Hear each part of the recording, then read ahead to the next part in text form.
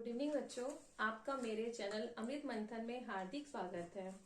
उम्मीद करती हूँ कि आप सब बहुत अच्छे होंगे। बच्चों, कल मैंने बिहार राज्य में चलने वाली पुस्तक किसलय वर्ग 7 के प्रथम पाठ मानव वनों पर चर्चा किया था। आज हम लोग उसी पाठ को आगे बढ़ाते हुए उस पर थोड़ी बहुत चर्चा करेंगे। तो कल हमारी चर्चा का विषय था मानव बनने के लिए हमें क्या क्या करना चाहिए। तो आज थोड़ी बहुत पिछली बातों को याद कर लेते हैं। तो इस कविता के कवि, जैसा कि आप सभी देख रहे हैं, शिव मंगल सिंह सुमन है।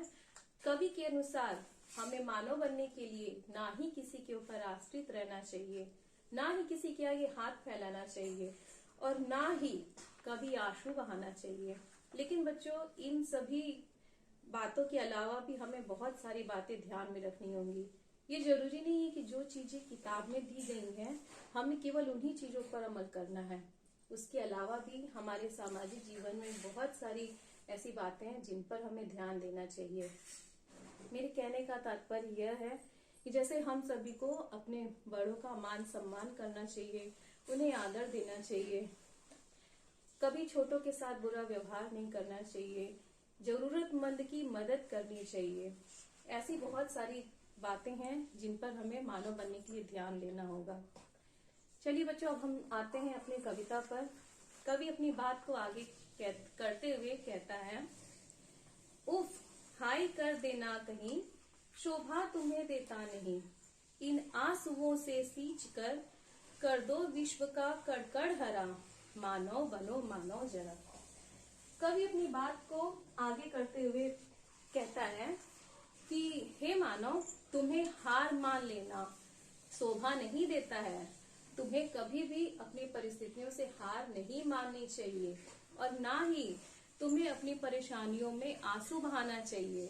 अगर तुम्हें आंसू बहाना ही है तो अपने आंसुओं को ऐसे सदुपयोग करते हुए ऐसी जगह पे बहाओ जिससे तुम्हारे आंसुओं से, मतलब मेरे कहने का तात्पर्य यह है कि उन आंसुओं से विश्व को सींच कर उसका कड़कड़ हरा कर दो, अर्थात उसको सही जगह पे लगाओ, उसको व्यर्थ में ऐसे ही मत बहने दो, क्योंकि आज का समय है कि हमारे आंसुओं की कोई कद्र नहीं करता है।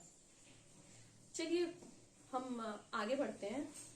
आगे कवि कहता है, अब हाथ मत अपने मलो, जलना अगर ऐसे जलो, अपने हृदय की भस्म से कर दो धरा को उर्वरा, मानव बनो मानव जरा। बच्चों, इसमें कवि ने एक मुहावरे का भी प्रयोग किया है, हाथ मलना अर्थात पछताना।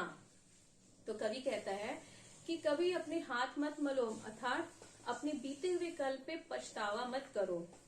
और अगर तुम्हें जलना है, अर्थात अपने बीते हुए कल पे पछतावा करने की बजाय तुम अपने कर्मों को सुधारो और तुम्हारे हृदय में जो भी आग है तुम उसका सदुपयोग करके अपनी पृथ्वी को, अपनी धरा को हरा भरा कर दो। यही कहते हुए